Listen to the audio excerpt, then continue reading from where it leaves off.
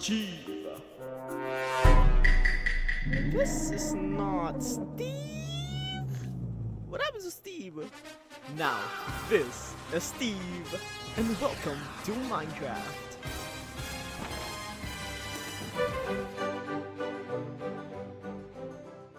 Oh man, it honestly has been 10 years, but still, every single thing in this world looks and feels nostalgic in some sense. If you guys didn't know, I used to play Minecraft a lot back when it was in Pocket Edition, back on mobile actually. I am a mobile player of Minecraft for a very long time. And now, coming back into this game, there's a vast area of things which I have not experienced yet. A lot of different new things like these trees and these saplings. It's probably one of the reasons why I like Minecraft so much that I end up being an addict to it before stopping 10 years before. It was because it was a sandbox game. Literally, the possibilities are endless. The world is endless, and you can do everything you want to do in this amazing and beautiful world that you've got to experience.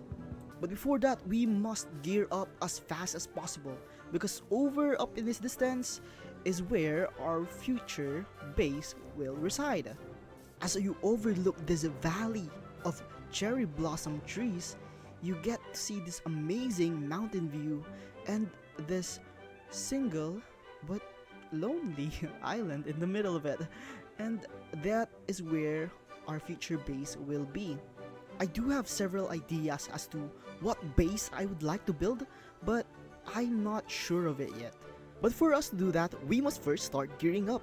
It's in our best idea to get as much food as possible.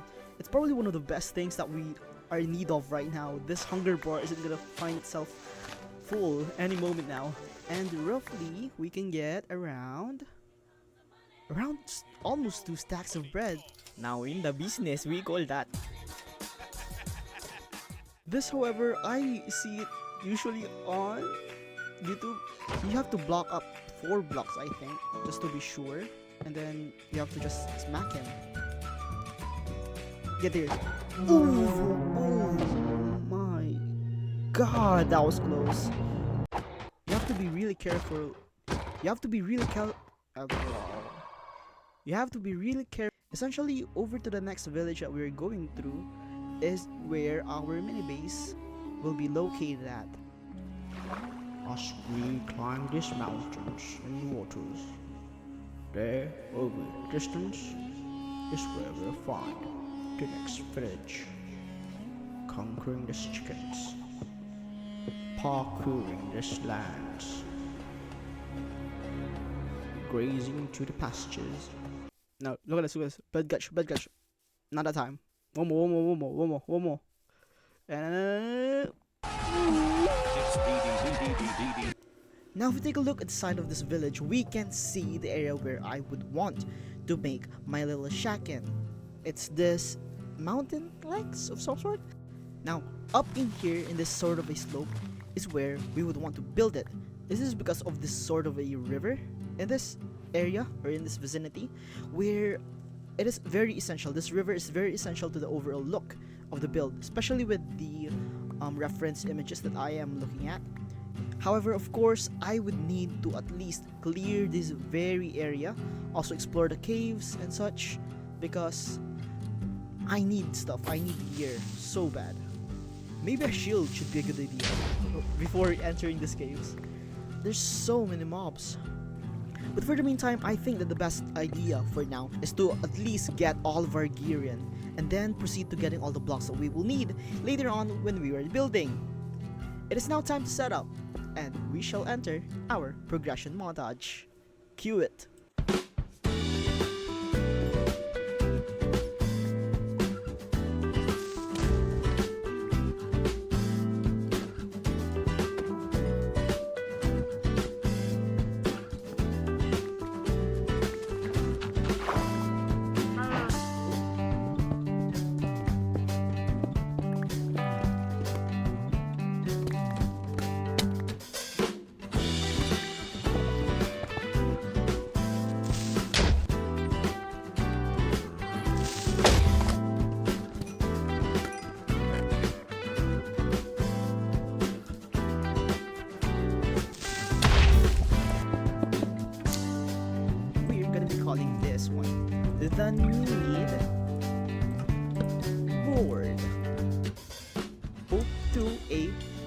trial chamber.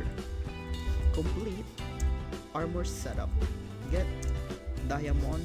We also need to get enchantments. More coal. Next one is to get building. 2 days have passed. I decided to get new skin, and I also decided to finally move from that location. Hey, this is Editing Miko, and I just want to basically explain what happened here, okay? And why this location would not last for long. But first, let me tell you all that happened, okay? I built a copper dam, a storage system, a sugarcane farm, learned to use the purpose of a lodestone compass, used a spyglass, mined tons of gravel for some reason, lost my donkey so I got a new horse, went to the caves, and got tons and tons and tons of diamonds on the way. I basically did not want to leave that cave until I did have one stack full, mined tons of tough blocks for my future build, traversed through the lands and find a pale oak forest, and I was actually surprised with how white the blocks are. And a few blocks from that pale oak forest is basically an azalea, which basically means I do now have moss. Alright, editing Miko once again, and I got pretty bored, so this is my best impression of Mickey Mouse explaining to you why the land did not work out. Alright, bye. Originally, I wanted to build the amazing land known as Mahutakaro in the wizarding world of Harry Potter. I wanted to build a big mountain, and on top of it is a castle built out of quartz. However, checking through the sources, it is stipulated to be built in the middle of an ocean. Seeing as though the island is surrounded by land, this idea would not work. Oh boy! So I decided to transfer all of my items to a set seed, which will then match the build that I want. But as I transfer all of my items, I decided to pay a hefty price of diamonds to make it seem fair. But now, the idea has changed from a Southeast Asian inspired base to a much more prominent counterpart. But more details will come in the future. The important part is the existence of this grand lake that can be expanded and connected to another big lake, creating a really big lake in the process. Along with this massive cliff beside of it to build the base that I want. But to do that, we must start settling in with a smaller base. This is the area that I decided would be much suitable for our smaller base. So let's cue in our montage.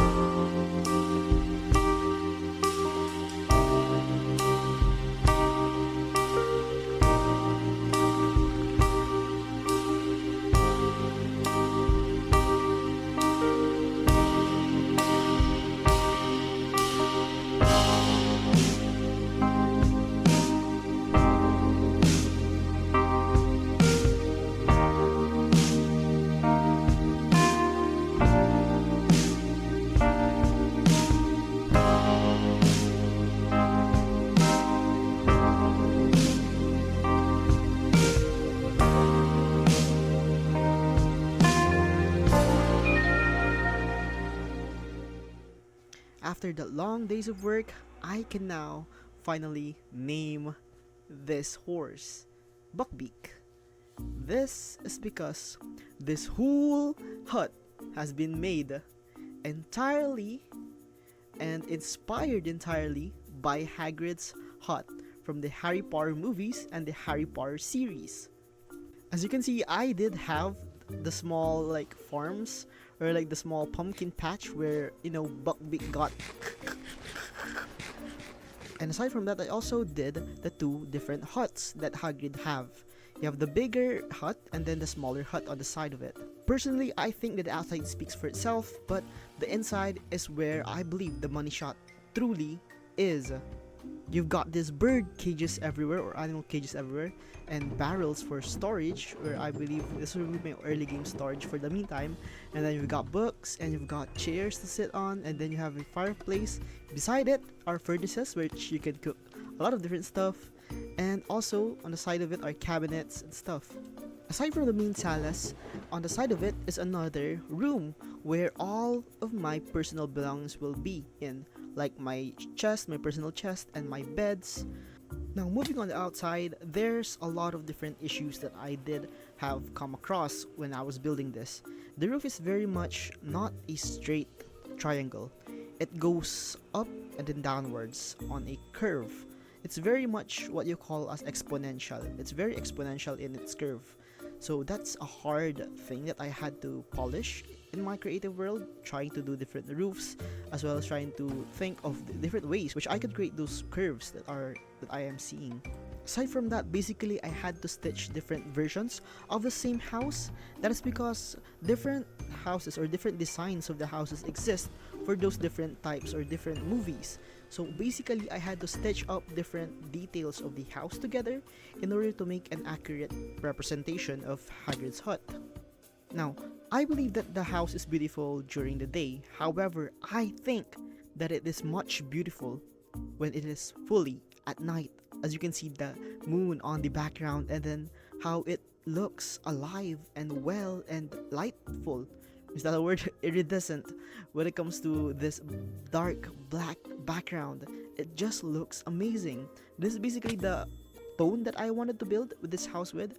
I want it to feel like a house which you can live in the middle of nowhere. Basically, when you're mountaineering or kayaking, and then suddenly you would see this nice, homey feeling house in the middle of nowhere. That's basically the tone that I was trying to go for in this build. As you go down home from your long days of work, you just come home to this amazing, warm, and beautiful house that I believe is a good representation of what a home would feel like. But ladies and gentlemen, I think this is the time where we separate our ways for the meantime. We have done a lot of different things, progressed our way, and built Hagrid's hut as our mini base. So, as I would say, keep it current, stay tentacool, and always squid up. Bye bye!